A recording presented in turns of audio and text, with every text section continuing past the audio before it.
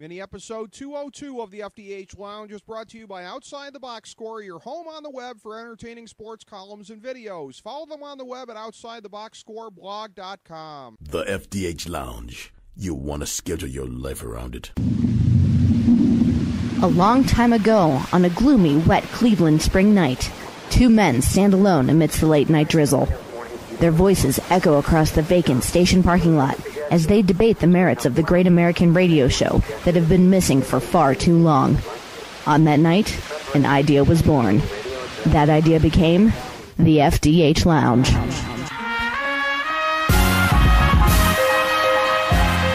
Welcome to the FDH Lounge. Hi, this is FDH Managing Partner Rick Morris with your list of fantasy football players to keep in your lineup every week in 2012 if they are healthy. We stand against the tendency in our industry to advise over managing. Our program deals only with the more marginal players who should be subject to your consideration about who to start from week to week. If healthy, you keep these guys in your lineup. Quarterback: Aaron Rodgers, Tom Brady, Drew Brees, Matthew Stafford, Cam Newton, Eli Manning, Phillip Rivers, and Tony Romo.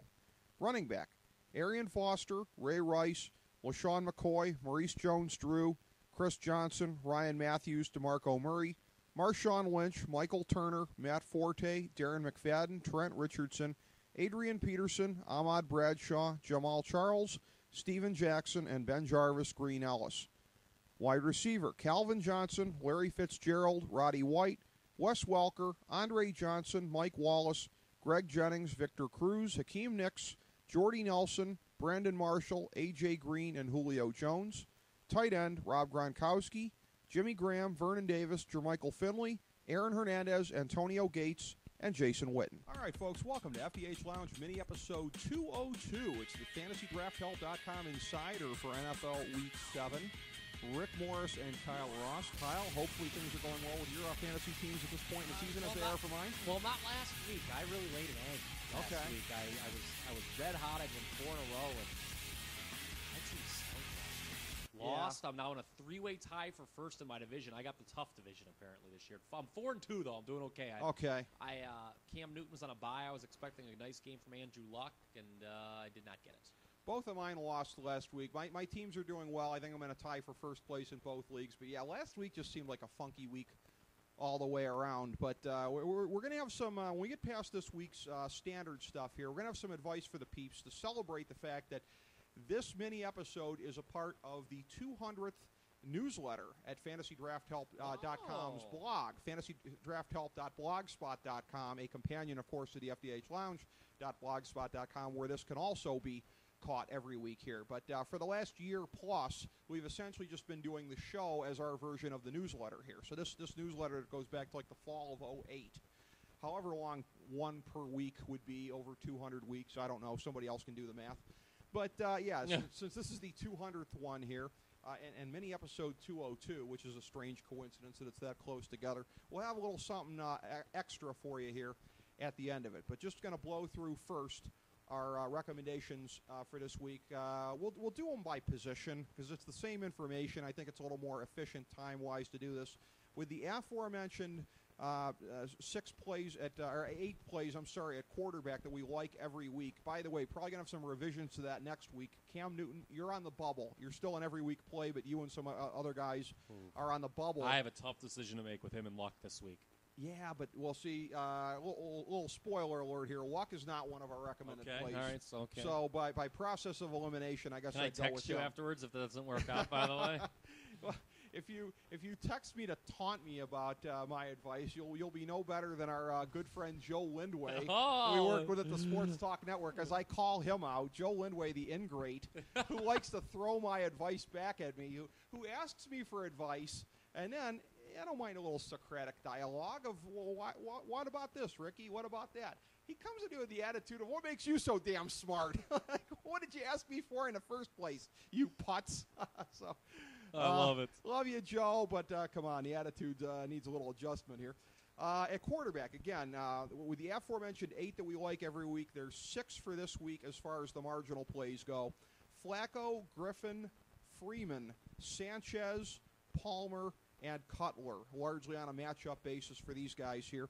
running backs, along with the aforementioned 17 that we like every week. The guys for this week that we like situationally: Gore, Spiller, Tate. I'm going to explain that one here. Baltimore's been so bad against the run, I think that Houston is probably going to be using both of their backs here. Keep an eye on the toe with Tate, but I think he's going to be good to go.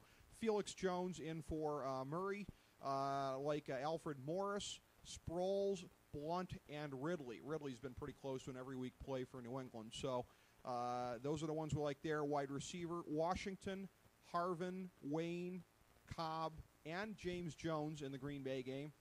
Dominic Hickson, Colston, and Vincent Jackson, Antonio Brown, and Brandon Lloyd. At tight end: Cook, Pitta, Olsen, Bennett, and Fred Davis. What that leaves us with, subtracting the guys on the bye weeks here, not subtracting the hurt guys, because as of the time we tape this, it's pretty hard to tell in a couple of the cases who's going to play and who's not. But for the every week plays plus the marginal plays, that leaves us 13 quarterbacks for the week, which is not bad. For a bye week when you've got Atlanta, Denver, Kansas City, Miami, Philadelphia, and San Diego gone. That's 6 teams right there and a couple pretty decent offenses to boot. 11 tight ends, but both 21 running backs and 21 wide receivers this week overall that we recommend. So no real difference there if all things being equal. If you've got a flex position here as far as running back or wide receiver depth. For the all-in teams this week, the Giants and New England. For the all-out teams, Seattle, Arizona, Cleveland, Jacksonville, and a couple teams we haven't noted that many times, Cincinnati and Detroit. But there's not anybody really marginally that we like there, especially with Andy Dalton starting to go south a little bit. Our 5 plays that we like more than any other among our marginal players this week: Robert Griffin III in what should be a pretty good shootout between Washington and the Giants. Felix Jones, as we said, in for Murray in Dallas. Sproles, who I think is going to be a big part of the resurgence of the New Orleans offense. Cobb for Green Bay, and Colston for New Orleans, who I think, along with Sproles, is going to be a big part of continuing to get that offense souped up again, as we think it will be going on through the year. So those are our plays, and again, Atlanta, Denver, Kansas City, Miami, Philadelphia, and San Diego are gone. So 6 teams that are out for the week and 6 all-out plays. That's 12 out of 32, my rudimentary grasp of math tells me. So it's amazing that we had as many plays this week as we did, even if it didn't seem like a whole hell of a lot. So any thoughts on any of that before we dispense to the heart of advice giving, Kyle? No, I'm just really lamenting over this Andrew Luck Cam Newton decision. I haven't had a tough decision. That's tough. Yeah, because Newton, both of them have to be better than they were their last time. It's not like a case where it's like, oh, okay, Luck did really good last week. He's due to come down.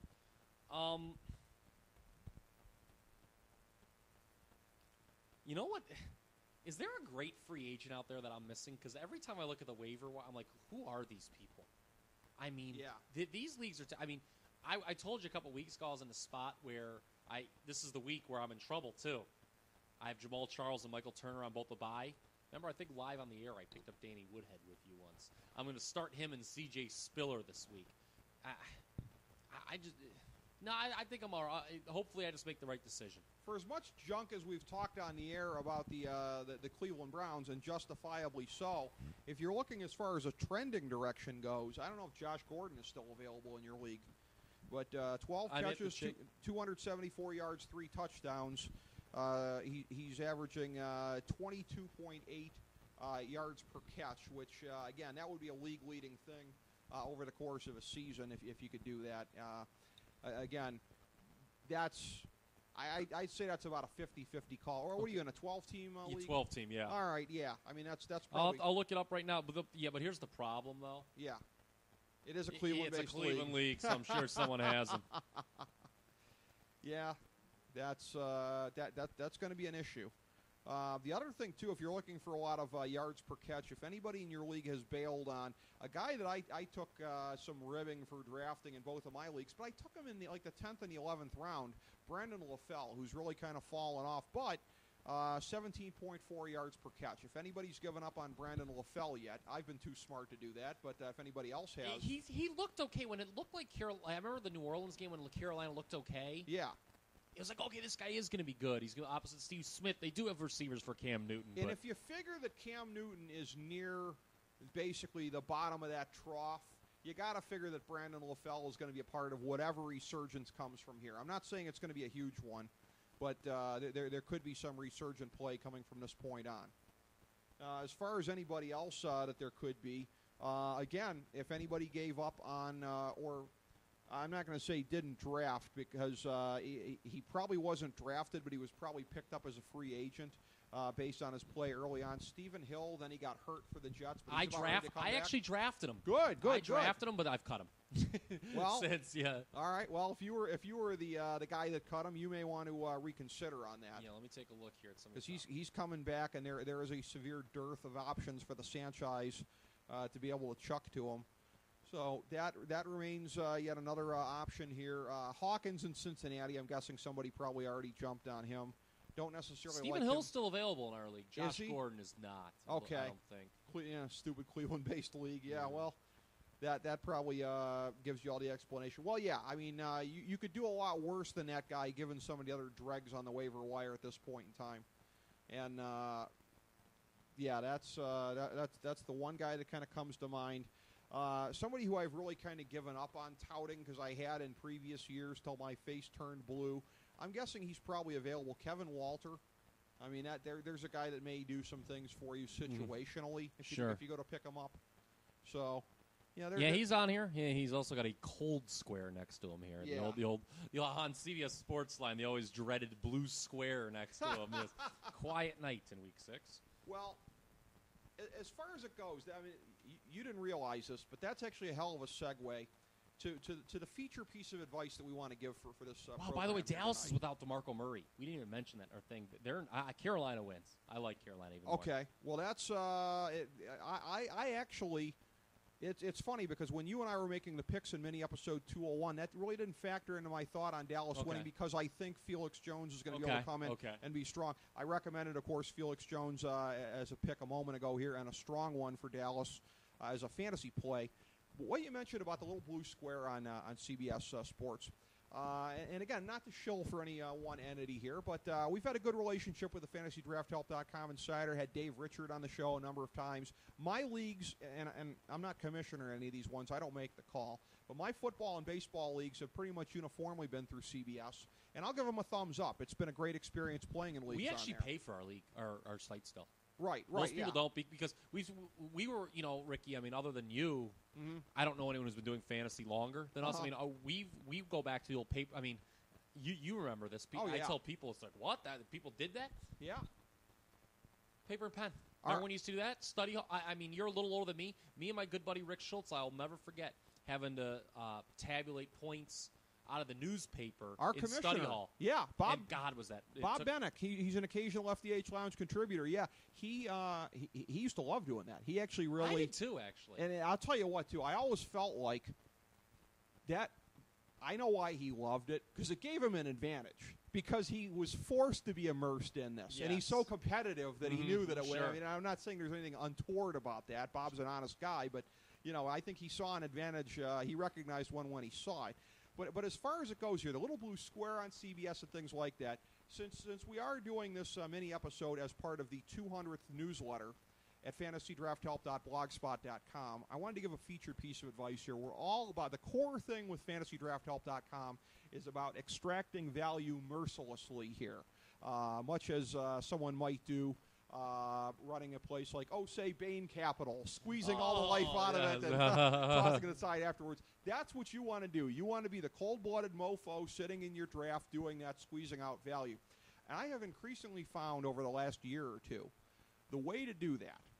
And what I'm about to say can be overstated. It can be taken too far. I'm not saying don't ever sweat injuries, but there's a lot of value out there because of people being scared little ninnies, and I'm being family-friendly by using those words that I wouldn't be using off-air, as far as staying away from guys. I'll give you a couple cases in point here. My 12-team league that I'm in, my really good team, my defending champion team in football out of my two teams here, first two rounds I was drafting in the middle of the rounds went Brady Gronkowski, Now, this is one where, again, it's not mandatory tight ends in this league, but, of course, Gronkowski is easily worth a second-round pick. But it's rounds 3, 4, 5 after that.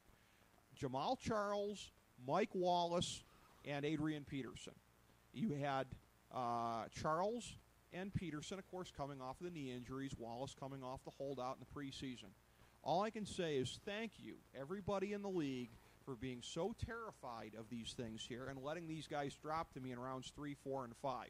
You can say what you want to say about them and about the risks involved. I think sitting here, and I think it's not 20/20 hindsight, to say 2 months ago, those guys never should have gone rounds 3, 4, 5. I don't feel like that's 20/20 hindsight. I'll give you another example. This one is truly, truly unbelievable. My 20-team baseball keeper league that I'm in. Yeah. This is insane, Kyle Ross, and we have 40-man rosters. Wait. There's more insanity other than the fact you're in a 20-team keeper league. 20-team keeper league. This isn't AL only, is it? No. Okay. That would be outstanding. Okay. 40-man rosters. All right, so we have a whole buttload of minor leaguers. I've been known to draft guys in college and high school. Yeah, we're because you can hang on to guys for 10 years. All right? We go 5 auction rounds. So 100 players get thrown out for bidding before we get to a straight draft that goes after that, okay? So I'm going to take you back to last April. 100 guys were thrown out for bidding. One of the 100 guys not thrown out for bidding, and I was picking relatively early in the round because this was a down year that I was coming off of. I rebounded to make the playoffs here, and by the way, I'm going to do a little campaigning in advance. I deserve to win Executive of the Year in the balloting that's coming up in this thing for my 99-win team, and all you numbnuts out there better vote for me because you know I had the most deserving team. All right, editorializing aside, one of the things that really helped me here, keep in mind again, 100 guys got bid on. One of the guys who didn't get bid on, and keep in mind that you can keep guys for up to 10 years in this league, he had a little red cross next to his name. Alan Craig was going to miss the first couple weeks of the season. Alan Craig was available to me with like the 3rd or 4th pick, whatever it was, in the draft after the 100 guys were bid on.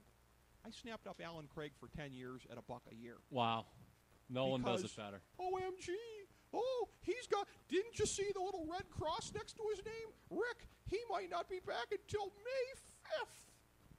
Oh, my God. I watched the top 100 OMG moments in WWE history. It's really annoying and every moment they keep going, oh, my God. They keep doing it in between everything. But, I mean, that's a perfect example of the mentality right there. There is value if people in your league are excessively afraid of these things. And, look, and I've had teams, and I've got one of my good buddies from high school, and somebody who is a member of the FDH Academy of Arts and Sciences who votes in our Pantheon balloting, Paul Pasick, a longtime friend of mine. Look, we've had some baseball teams. We're in a non-keeper league. Okay, we've had some teams where there's just years where it's like, you know, we took Kendry Morales last year. Okay, well, he's only going to be back in, like, June. Okay, he didn't play the whole year. We had Ryan Howard this year. How'd that work? Now, granted, it was like the 15th round when we took Ryan Howard, but we're like, 15th round. Got to go on Ryan Howard. So I say this as somebody who's got some arrows sticking out of my hide from things that have gone bad. But it hasn't changed my mentality, Kyle Ross. You got to do this. You got to be cold-blooded. I'm sure you've had some examples like that, too, where you've been able to do that to somebody. Sure. I mean, there's a lot of times when people just like, it seems like a guy's stock slips for no good reason. I got Michael Turner in the 4th round of my draft. 4th? Yeah. That's amazing. I had to go, I think, 2nd for him in mine. That's most great. people did. It sounded like they got him at the end in 12-team. I mean, it's a 12-team league, not 14ers, but still. Yeah. It seems in most 12-team leagues that he went in the back end of the 2nd round. Yeah, I got him in the 4th round. I got Wes Welker in the 5th. Oh, 5th? Wow. Wait, no, that's a lie. That's a damn lie. I got him in the 3rd round. Third is still very good. Yeah. I mean, he was a 2nd-round value at least. Yeah. So That happens sometimes. Yeah, that's what you got to do. You got to pounce on that aggressively here. So, all right, glad to know your team's doing well through. Hopefully, through I'm in trouble this week. I could be 4-3 and scratching my head. Well, hopefully not, but we'll come back a week from now and see how we're stacking up. As we bring the show to a close, we would like to extend our deepest gratitude to NBC, CBS, ABC, Fox, all Clear Channel affiliates, TNT, TBS, USA, UPN, Deadspin.com, YouTube.com, YTMND.com, MySpace.com, various blogs, Fox News, CNN, CNBC, MSNBC, IamBoard.com, Billboard.com, Google.com, ESPN, ESPN2, ESPN News, ESPN Classic, NBA TV, NFL Network, Sports Time Ohio, Athlon Magazine, Comedy Central, Cartoon Network, The Boomerang Channel, QVC, BET, The Spice Channel, Steno Notebooks, Manwich, Papermate Office Supplies, waitresses, strippers, bartenders, garbage men, janitors, microwave popcorn, the writers of The Office, Scrubs, Entourage, My Name is Earl, Oz, Metalocalypse and the Boondocks, Aquafina, and The Periodic Table of Elements.